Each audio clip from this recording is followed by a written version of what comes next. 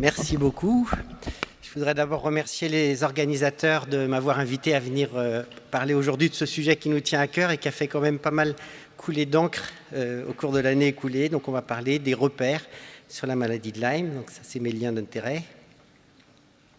Donc le contexte que vous connaissez tous, c'est que c'est une des maladies qui a entraîné un débat les plus houleux au cours des années précédentes, avec dans les particularités par rapport à d'autres maladies, c'est que c'est un diagnostic qui est souvent revendiqué. C'est assez rare que les patients viennent en exigeant ou en souhaitant fortement avoir ce diagnostic. Et l'hétérogénéité des traitements est aussi une autre particularité de cette maladie, puisqu'on peut vraiment avoir des grands écarts entre ce qui est fait en fonction du médecin qui prend en charge le patient. Et tout ça est un petit peu alimenté par le battage médiatique que vous avez sans doute tous expérimenté. Et c'est vrai que si on se met du côté du patient, la parole du médecin qu'on a en face de nous, si on vient de croiser sur le kiosque de presse que c'est une épidémie qu'on essaye de vous cacher, bien sûr, la confiance démarre déjà assez mal. Et c'est vrai que des magazines ont vraiment beaucoup mis de l'huile sur le feu pendant cette polémique. Donc l'objectif de ce que je vais vous raconter là pendant une petite vingtaine de minutes, c'est qu'on va essayer de regarder ce dont on est sûr. Parce que bien sûr, il faut vivre avec le doute et c'est comme ça qu'on fait des progrès en médecine. Mais il faut aussi essayer de faire le tri entre les choses dont on est certain que ça va rendre service au patient ou à l'inverse que ça ne va pas lui rendre service. Et à chaque fois, je me référerai aux nouvelles recommandations parce qu'elles sont récentes, elles datent d'il y a quelques mois et qu'on s'est beaucoup appuyé pour ces recommandations sur des données solides. Alors juste le panorama des sociétés savantes avec lesquelles on a établi ces recommandations au printemps dernier, juste pour passer un message qui est vraiment important. Autant on peut dire qu'il y a un débat sur la maladie de Lyme, qu'il y a une polémique et tout ce qu'on veut, mais il n'y a pas de controverse scientifique particulière par rapport à d'autres maladies. Et pour rédiger ces recommandations avec les collègues, ça a été même particulièrement fluide, c'est-à-dire qu'en 6 mois, entre le moment où on a contacté les différentes sociétés savantes concernées et le moment où les recommandations ont été publiées, on n'a eu aucun désaccord particulier. On a discuté certains points sur la façon de les exprimer, mais toutes les disciplines médicales françaises concernées par la maladie sont en phase, et c'est plutôt rare finalement en médecine. Donc il y a certes une controverse, mais qui n'est pas scientifique vraiment, c'est plus des courants de pensée. Vous allez avoir, ou vous avez sans doute eu le temps de jeter un œil sur le compte-rendu de ces recommandations qui vient de paraître dans la revue Exercer, mais on reprend pas par pas les différentes choses sur lesquelles on s'est appuyé pour aboutir à ces recommandations. Donc ceux qui sont passionnés par le sujet, je vous encourage à parcourir ça. Alors, pour entrer dans le vif du sujet, les choses dont on est certain pour la maladie de Lyme, d'abord, c'est que c'est une maladie bactérienne. La bactérie s'appelle Borrelia burgdorferi et elle fait partie d'une famille de bactéries qu'on appelle les spirokétoses. Donc, c'est des petites bactéries spiralées, comme la syphilis, comme la leptospirose. Et elles ont des points communs qui sont intéressants à souligner ici. Le premier, c'est que c'est vrai que c'est des maladies qui peuvent donner pas mal d'atteintes un petit peu perturbantes. Ça peut ressembler à des maladies systémiques, la syphilis comme la leptospirose, et comme effectivement la borréliose de Lyme. Et la deuxième particularité qui, elle, est plutôt favorable, c'est que c'est des bactéries qui sont très mal équipées pour créer des résistances. Et elles sont toutes restées parfaitement sensibles à la pénicilline, qu'on utilise pourtant à l'Argamanu depuis plus de 70 ans. Il y a exactement la même efficacité de l'injection de pénicilline sur la syphilis en 2019 qu'il y avait en 1945 quand on a commencé à l'utiliser. Et c'est vrai aussi pour la leptospirose ou pour le Lyme. Donc des bactéries pas très aptes à faire des résistances aux antibiotiques. L'autre point qui est important, c'est que le réservoir animal est très large et donc c'est ce qui fait le succès épidémiologique de la maladie, c'est que la tique qui transmet cette bactérie peut se nourrir sur à peu près n'importe quel mammifère, mais aussi sur les oiseaux. Et finalement, elle choisit l'hôte en fonction de ce qui passe à sa proximité et puis de son stade. Et la tique, qui est donc le vecteur de cette maladie de Lyme, s'appelle en France Ixodes ricinus, et est quand même pas mal infestée, puisqu'on estime, il y a pas mal d'études là-dessus, de gens qui vont ramasser des tiques dans les différents coins en France et qui peuvent vous dire la prévalence du portage. C'est en gros entre 0%, ça c'est le PACA, et 20%, c'est si on va vers l'Alsace ou vers le Limousin, par exemple. Et la vie des tiques, c'est pas très drôle. Elles ont droit qu'à 3 repas dans leur vie. C'est-à-dire qu'il faut bien choisir son restaurant quand même. Vous avez la larve qui va se nourrir une fois sur un mammifère qui est souvent un petit mammifère parce qu'elle est petite, un petit rongeur notamment, et qui à cette occasion peut devenir infectée. Donc ensuite, elle évolue au stade de nymphe, elle va faire son deuxième repas à ce stade-là, et c'est à ce stade-là qu'en général les hommes sont potentiellement contaminés, parce que là, la nymphe est infectée, mais elle est encore d'une taille suffisamment petite pour ne pas passer inaperçue pendant quelques heures et donc avoir le temps de transmettre la maladie. Mais ça peut être d'autres mammifères, en fait, c'est n'importe quoi qui passe à portée. Et puis après, la tique passe au stade adulte où elle va faire son dernier repas avant de mourir. Sur l'épidémiologie, Santé publique France surveille ça depuis longtemps, depuis plus de 10 ans en ce qui concerne les diagnostics de maladies de Lyme qui sont faits en ville grâce au réseau Sentinelle des médecins généralistes volontaires. Donc c'est quelque chose qui est très reproductible depuis plus de 10 ans et qui avait permis de dire au moment où on a publié les recommandations, on avait tous les chiffres de 2009 à 2017 avec une méthode qui n'avait pas bougé. Et ce qu'avait dit donc Santé publique France, c'est qu'il y a une tendance à l'augmentation, mais qu'il n'y a rien qui soit significatif pour l'instant, mais qu'il y a une tendance qui d'ailleurs pouvait s'entendre dans le sens où il y a le réchauffement climatique, il y a des gens qui font de plus en plus de promenades en forêt, et peut-être aussi le fait qu'on en parle de plus en plus fait qu'on fait plus de diagnostics. Et l'autre versant, donc sur la partie droite de la diapositive, c'est le nombre de patients qui sont hospitalisés et qui sortent de l'hôpital avec un codage maladie de Lyme. Là, la surveillance est plus ancienne, c'était de 2005 à 2017. Ce n'est pas du tout les mêmes formes, c'est les formes hospitalisées avec une majorité de neuroborréliose. Et là encore, les conclusions à ce moment-là, c'était de dire pas de tendance significative. Donc, au moment où on a fait les recours, on suspectait que ça allait émerger, mais ce n'était pas encore sûr. Et un mois après les recours, Santé publique France, qui venait d'analyser les données 2018, a un peu modifié cette vision en disant, finalement, quand on reprend les données en rajoutant ce qui a été vu en 2018, il y a une augmentation du nombre de diagnostics de maladies de Lyme qui est fait en ville, qui sont plus de 95% d'érythèmes migrants et qui représentent un cas pour 1000 habitants, comme ça c'est facile à retenir. Donc sur 65 millions d'habitants, on peut dire qu'il y a 65 000 nouvelles maladies de Lyme chaque année en France. Si on regarde un peu plus en détail l'épidémiologie, donc il y a cette répartition géographique dont je vous ai parlé. Il n'y en a que en France métropolitaine, il n'y en a pas dans les dom-toms. S'il y a des collègues des dom-toms dans la salle, ils sont plutôt tranquilles. Et donc en France, le Limousin et l'Alsace tirent un peu la bourre chaque année. En ce moment, c'est le Limousin qui est un peu au-dessus.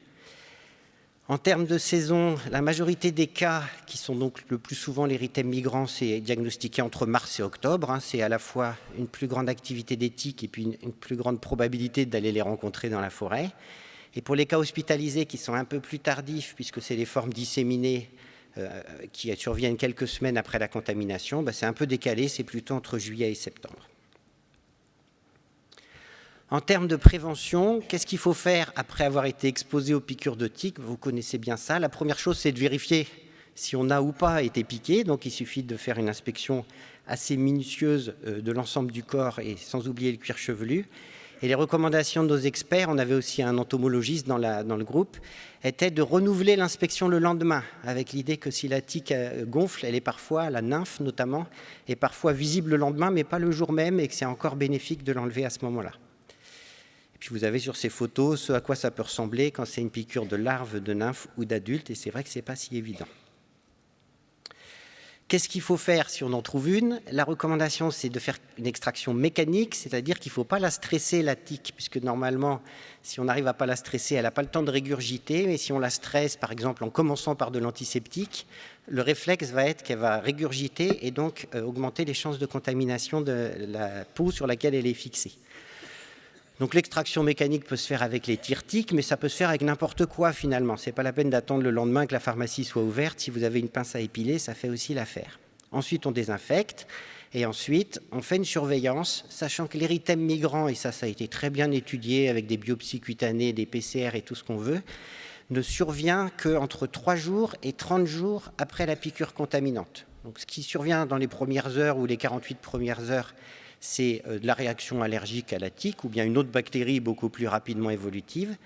Et au-delà d'un mois, il n'y a plus de risque de faire un érythème migrant. Donc cette consigne d'autosurveillance de la zone sur laquelle on a trouvé la tique suffit en général à se rassurer. Est-ce qu'il faut faire une prophylaxie après une piqûre de tique? Alors là, on a une belle étude randomisée qui répond assez bien à la question, qui avait été faite dans un coin des États-Unis, dans l'État de New York, qui est une des zones hyper endémiques, au-delà de tout ce qu'on peut voir en France. Et ils avaient fait une belle étude où chaque piqûre de tique était d'abord confirmée par un entomologiste qui disait que c'était bien la tique transmettrice, donc Ixodes aux États-Unis, c'est Scapularis, c'est pas tout à fait la même que la nôtre, mais c'est pareil. Et il y avait une randomisation pour recevoir soit du placebo, soit 2 comprimés de doxycycline qui devaient être pris dans les 72 heures suivant l'extraction de la tique. Et le résultat, c'est que ça marche. Il y a 87% d'efficacité de cette prophylaxie. Mais le deuxième résultat, c'est que si vous êtes dans le groupe placebo, donc si vous n'avez rien pris, et bien que ce soit dans les situations maximales de risque, puisque c'est dans une zone très très infestée et avec une confirmation que la tique, c'est bien celle qui transmet, et bien dans ce groupe-là, le risque de faire un érythème migrant est de 3%. Ce qui veut dire, alors si on regarde un peu plus près, comme il y avait les entomologistes, ils ont pu classer les tiques entre non engorgés, engorgés ou très engorgés. Donc le risque augmente à mesure de l'engorgement de la tique, qui reflète bien le fait qu'elle est là depuis longtemps et qu'elle a eu le temps de se nourrir. Donc le maximum, si la tique est très engorgée dans cette étude, c'était 25% d'érythème migrant. Et l'autre façon d'exprimer ça, c'est que si on applique cette règle-là, et même dans ces conditions extrêmes, finalement, il faut donner des antibiotiques à 36 personnes pour éviter un cas d'érythème migrant. Du coup, les recommandations américaines, mais qui ont été reprises par la plupart des pays après, c'est de dire que la meilleure prévention, c'est d'éviter les piqûres en mettant plutôt des manches longues en évitant les zones de peau découvertes quand on va se promener dans les prairies, et puis en faisant l'extraction, et que l'antibioprophylaxie n'est pas recommandée en routine. Elle peut être proposée quand on est dans une zone hyperendémique, quand on pense que la tique est restée plus de 24 ou 36 heures, et ça on peut le savoir à travers l'engorgement. Quand on l'a enlevée, enfin quand elle a été enlevée récemment, parce que si elle a été enlevée il y a une semaine, ça ne vaut plus le coup, la bactérie a eu le temps de diffuser, et s'il n'y a pas de contre-indication à la doxy. Et il recommande de ne faire ça que si on est dans une zone où la proportion de tiques est supérieure à 20%, ce qui n'existe dans aucun endroit en France. Donc les recommandations en France, c'est de ne pas faire d'antibioprophylaxie post-piqûre de tiques. Alors on pourra en reparler dans les questions. Dans les cas très particuliers, des gens qui nous appellent en disant « je viens de retirer 12 tiques chez mon enfant qui venait de passer 2 jours avec les scouts et dans un endroit où il y a plein de maladies de Lyme », on n'est pas non plus des intégristes, donc on peut autoriser et permettre de prendre les 2 comprimés de doxycycline et on n'en parle plus. Mais d'une manière générale, ce n'est pas recommandé. Donc voilà à quoi ressemblent les tiques dans les différents stades. Donc en haut à droite, vous avez les nymphes et en bas à droite, vous avez les adultes. Et en fonction de la durée de fixation, vous voyez que finalement les pattes disparaissent à cause de l'augmentation de volume de l'abdomen. Donc ça permet d'avoir une idée un peu indirecte du temps d'exposition. Alors là, j'ai une jolie diapositive que j'ai emprunté à mon collègue d'Alsace qui fait beaucoup de topo là-dessus, donc qui a fait une belle animation. En gros, comme souvent en médecine, pour faire un diagnostic, il faut un faisceau d'arguments. Et pour la maladie de Lyme, il y a 3 choses à considérer. Est-ce qu'il y a pu y avoir une exposition ? Elle peut être passée inaperçue, mais il faut quand même envisager l'exposition. Est-ce que la clinique est évocatrice ? Et est-ce qu'on est dans les situations où j'ai besoin de renforcer la suspicion par un test ? Et le test pour la maladie de Lyme, comme vous savez, c'est la sérologie. Alors on va aller étape par étape parce que l'intérêt des tests est un peu différent en fonction des étapes. Pour la phase précoce, localisée, qu'on appelle l'érythème migrant, c'est quelque chose qui est asymptomatique, donc ça peut vraiment passer inaperçu. Ça fait pas mal, ça gratte pas, ça donne pas de fièvre. Ce qu'on sait, c'est que ça apparaît dans les 3 à 30 jours qui suivent donc la piqûre de tique et que ça s'en va spontanément en 1 à 5 semaines. Donc vous en avez sans doute tous déjà vu ou au moins des photos. C'est quelque chose de très limité, mais finalement d'assez discret. Et c'est vrai que si c'est une zone de peau qu'on ne regarde pas, on ne saura pas qu'on a fait un érythème migrant. Il y a des formes un peu plus marquées, parfois assez précoces, qu'on appelle l'érythème migrant multiple, qui se voit souvent chez les enfants. Donc là, vous voyez, ou c'est peut-être pas très clair sur la photo, mais c'est plusieurs érythèmes migrants dans le dos d'une dame. Et j'aime bien cette photo parce que si on regarde d'un peu plus large, on s'aperçoit qu'elle a aussi un pansement en bas du dos. Et en fait, c'est une patiente qui avait fait en même temps l'érythème migrant multiple et la neuroborréliose. Et ça transmet un message, c'est que les étapes dans la maladie de Lyme peuvent se télescoper de manière un peu piégeante. C'est-à-dire qu'on peut penser n'avoir affaire qu'à une phase localisée précoce, alors que la phase neurologique est en train de s'installer. Et on en reparlera au moment des recommandations de traitement. La neuroborréliose. Donc pour toutes les localisations potentielles du Lyme, ce qu'on a décidé de faire avec les collègues, donc notamment les neurologues et les rhumatologues qui étaient les spécialistes de ces localisations, c'est de distinguer ce qui doit faire évoquer une borréliose, même si à la limite on n'a pas d'argument autre, mais il y a des présentations sur lesquelles on doit se poser la question de la maladie de Lyme, et ensuite la liste de symptômes qui peuvent faire discuter la maladie de Lyme s'il y a d'autres raisons d'y penser. Donc pour la neuroborréliose, si vous avez une méningo-radiculite, notamment avec des douleurs qui ressemblent à du zona, mais les vésicules qui n'apparaissent pas, ça doit vraiment faire évoquer la maladie de Lyme. Et l'autre chose, c'est la paralysie faciale, et particulièrement la paralysie faciale chez l'enfant, chez qui il n'y a quasiment pas, enfin, il n'y a presque pas d'autres raisons de faire une paralysie faciale. Ça doit faire évoquer la maladie de Lyme, y compris en dehors de tout contexte. Ensuite, il y a une liste de maladies dans lesquelles, une fois qu'on n'a pas trouvé, qu'on a une liste d'étiologies à envisager, on peut rajouter la sérologie de Lyme, et vous voyez qu'elle est un petit peu plus longue et plus discutée. Pour les borrélioses articulaires, s'il y a une seule chose à retenir, c'est que la borréliose articulaire, ça touche vraiment dans plus de 90% des cas le genou, et que ça donne effectivement des arthrites, mais des arthrites pas très cognées. En général, les gens peuvent encore marcher, par exemple, ce qu'on ne peut pas faire si on a une arthrite à staphylocoque. Et puis après, il y a effectivement des douleurs articulaires qui peuvent se voir dans le cadre des maladies de Lyme, mais en général qui ne sont pas isolées, qui ne doivent pas faire le diagnostic à elles seules, et qui s'améliorent sous traitement spécifique. Quel test diagnostic il faut faire quand on est dans ces phases-là? Donc à la phase initiale, on en reparlera tout à l'heure, l'érythème migrant, vous savez tous qu'il n'y a aucun intérêt à faire la sérologie qui est très souvent prise en défaut.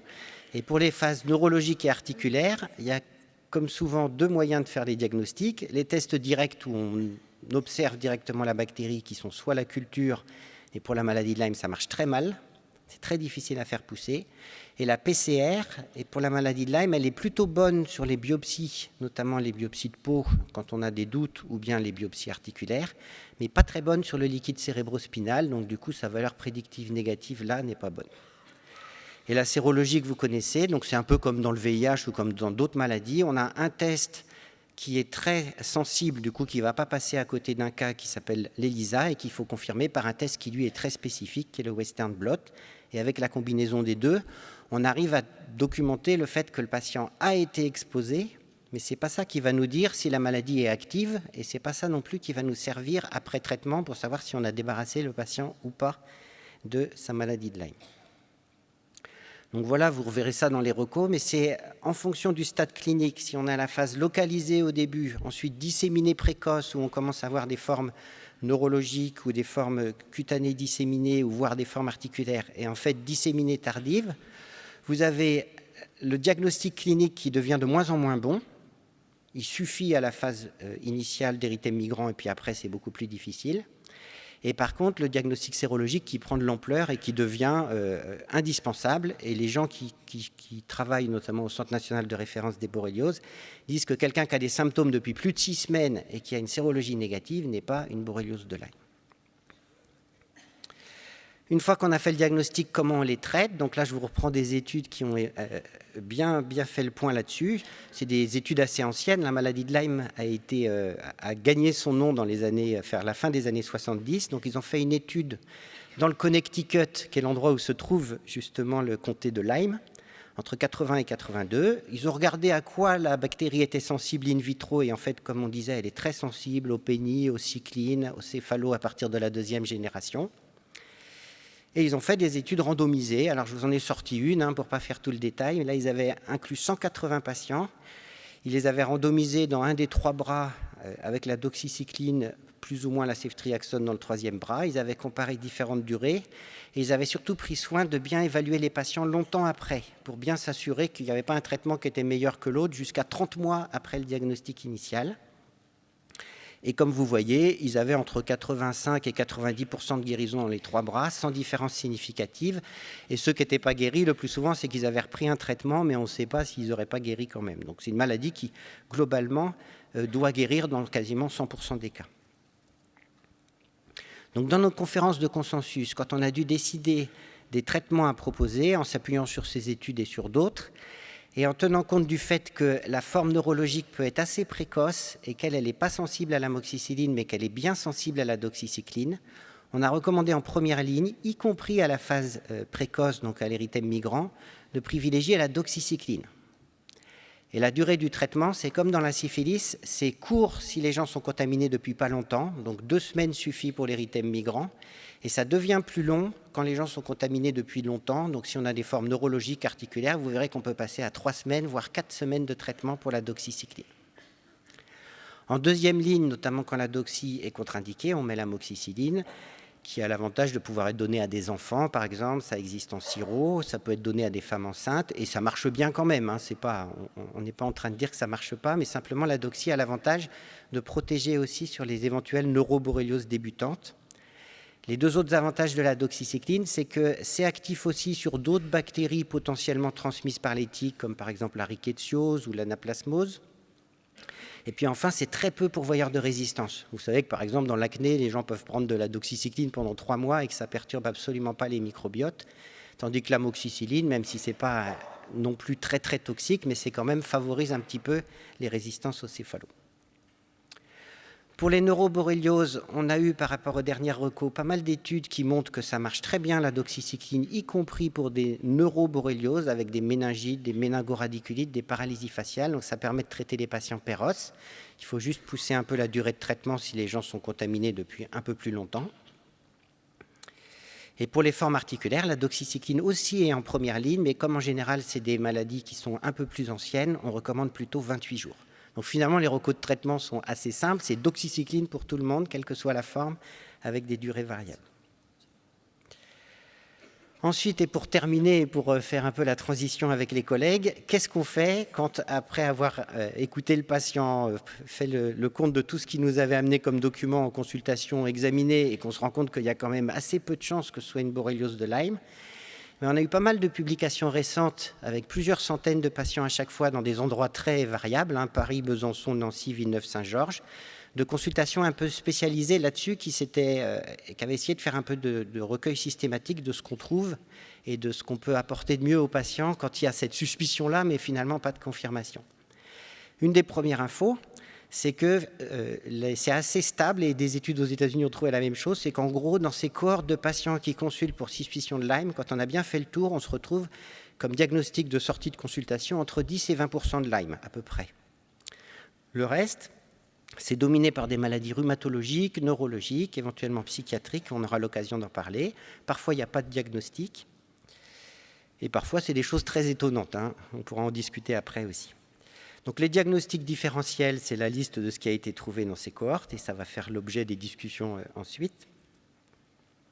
Il y a un point qui est vraiment important, c'est qu'on a tous maintenant, et ça s'accumule au fil des années, des histoires catastrophiques de maladies complètement négligées parce que les gens étaient venus avec l'étiquette Lyme et qu'ils ont été un peu enfermés dans cette étiquette par des gens qui ne se sont pas trop posé des questions ou qui n'ont pas voulu aller jusqu'au bout des questions qui se posaient.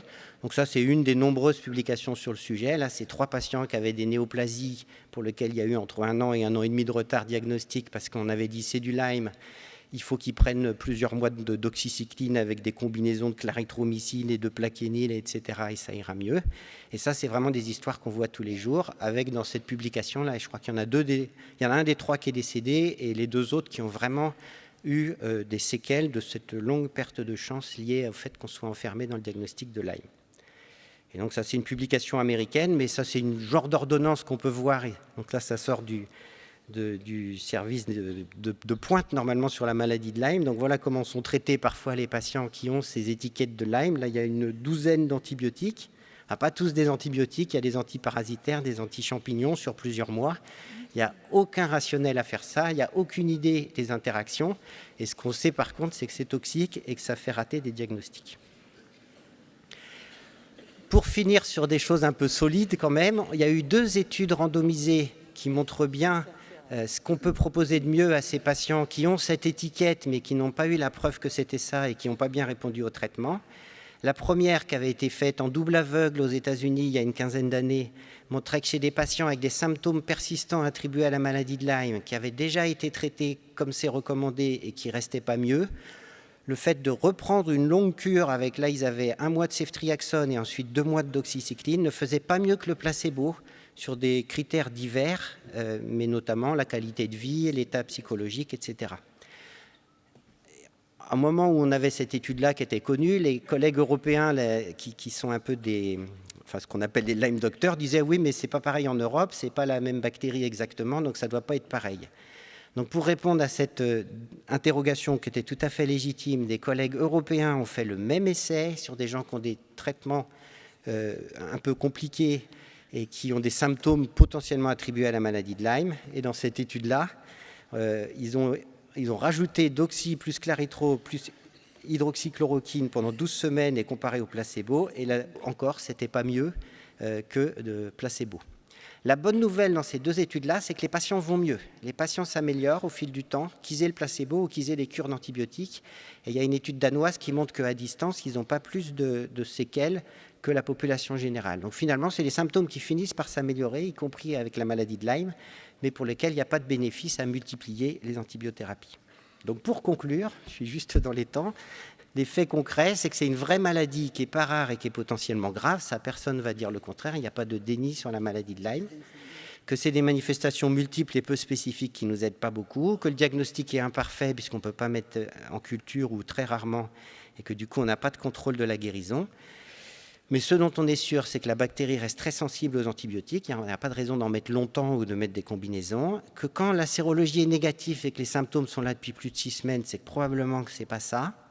Et que quand, par contre, c'est ça, la doxycycline entre 2 à 4 semaines permet de faire le mieux qu'on peut faire pour le patient. Même si certains gardent des symptômes, après, il faut simplement prendre en charge les symptômes et attendre que ça finisse de s'améliorer, puisqu'on sait qu'il n'y a aucun bénéfice des antibiothérapies prolongées sur ces patients. Je vous remercie de votre attention.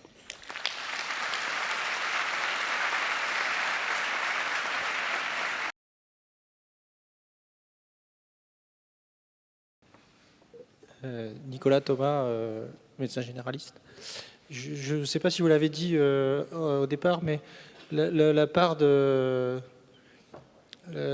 pourcentage d'érythème migrant, est-ce que l'érythème migrant est obligatoire dès qu'il y a infestation? En tout cas, elle n'est pas obligatoire pour le diagnostic. Après, on n'a pas de moyen de vraiment le savoir. C'est-à-dire que dans les gens qui ont des érythèmes migrants, on les traite. Et les gens qu'on voit plus tard avec des neuroborrélioses ou des Lyme articulaires, par exemple, on ne peut pas dire qu'ils n'ont pas eu d'érythème migrant puisqu'on est quelques semaines plus tard. Donc on ne sait pas si dans l'histoire naturelle de la maladie, il y a forcément un érythème migrant. Ce qu'on sait par contre, c'est l'étude que je vous ai montrée où ils ont fait le placebo versus doxycycline après morsure de tique, c'est que le risque de faire un problème quand on n'a pas été traité est nul après au long cours.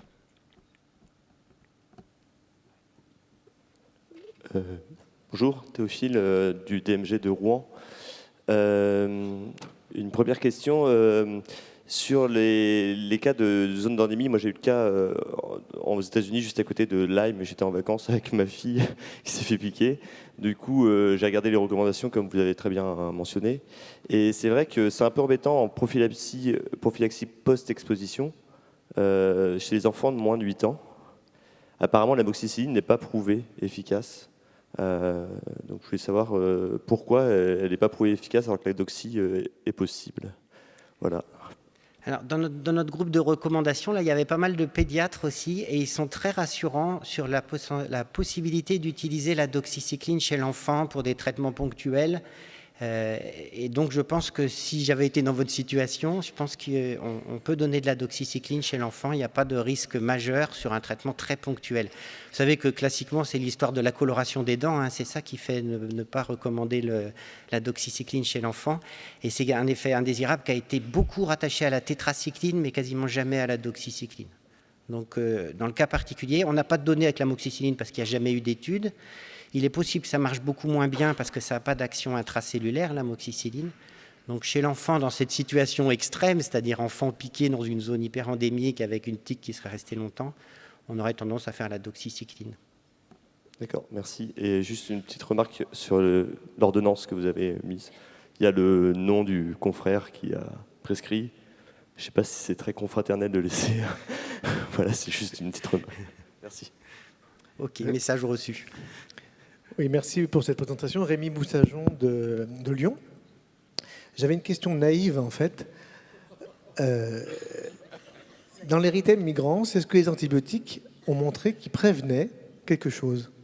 Parce qu'on vous faites appel aux essais randomisés pour le syndrome, pour le persistant post-Lyme, mais dans l'érythème migrans, est-ce qu'on a des essais contre placebo qui montrent qu'un antibiotique pendant 14 jours, doxycycline ou amoxicilline, va prévenir de ces complications? Est-ce que vous avez des... Voilà, on n'a pas d'essais contre placebo. Non. Ça se base sur quoi alors? Ça se base sur c'est des études historiques, mais ce serait plus éthique maintenant de faire des études contre placebo. C'est-à-dire qu'avant, et ça date, les premières observations, c'est dans 1900 et des poussières en France. Il y avait un médecin qui avait beaucoup étudié ça s'appelait, je ne me rappelle plus le nom, mais on ne savait pas encore que c'était une bactérie. Mais en tout cas, ils avaient bien vu qu'il y a une proportion des gens qui font des érythèmes migrants qui vont après faire des paralysies faciales, des formes articulaires, etc. Et les essais randomisés que je vous ai montrés, ils n'ont pas osé mettre du placebo. Ils savaient qu'ils avaient un traitement qui marchait. Ils ont juste comparé 10 jours versus 20 jours versus... Qui marchait sur quoi? Sur l'érythème migrant. C'est un bel objectif thérapeutique. Ça fait disparaître quelque chose qui gratte pas et qui fait pas mal et qui passe inaperçu. Mais ça fait disparaître quelque chose qui est associé à un risque de paralysie faciale et de forme articulaire. Je pense qu'un comité d'éthique refuserait de proposer un placebo. C'est une vraie question parce que je me posais la question de l'intérêt de le faire. Si l'objectif c'était l'érythème migrans, mais vous avez répondu à ma question. Je crois que c'était le fait qu'on avait mesuré dans les biopsies la disparition du germe aussi. C'était des critères de biopsie. Non, c'est pas ça. C'est pas ça l'objectif. Dans la biopsie, on sait maintenant grâce à la PCR qu'il y a plein de bactéries dans les érythèmes migrants. Mais à l'époque où ils ont fait ces études-là, il n'y avait pas encore les PCR. Donc ça ne faisait pas partie des études, non. Henri Partouche, merci pour cette présentation. J'ai fait partie du groupe de travail avec Pierre Tadevin pour le CNGE et avec Xavier. Et je confirme la fluidité des relations entre toutes les sociétés savantes qui étaient là et la qualité des discussions. Et je voudrais appuyer aussi le fait qu'on a beaucoup insisté sur le biais cognitif, les biais cognitifs au moment des diagnostics des formes compliquées de Lyme et dans le raisonnement clinique. Et ça, c'est une chose qui est régulièrement retrouvée dans les papiers et donc Xavier va en parler. Voilà. Laurence Vera, j'exerce en Haute-Savoie. Je voulais juste savoir ce qu'en Suisse, ils vaccinent pour la maladie de Lyme. Je voulais savoir ce qu'il en était. Alors, il y a eu un vaccin qui a été commercialisé aux États-Unis pendant quelques années et au bout de quelques années d'utilisation, alors que c'était dans des zones hyper-endémiques, il a été retiré parce qu'ils avaient estimé que le rapport bénéfice-risque n'était pas favorable. Donc on a l'impression que dans un pays comme la France, avec une épidémiologie plus basse, on serait encore moins favorable, mais ce n'est pas abandonné. Il y a des équipes qui travaillent encore à essayer de mettre au point un vaccin, mais il posait un peu de souci de tolérance, celui qui avait été commercialisé aux États-Unis. Et celui de la Suisse, je ne sais pas si c'est le même. Merci beaucoup.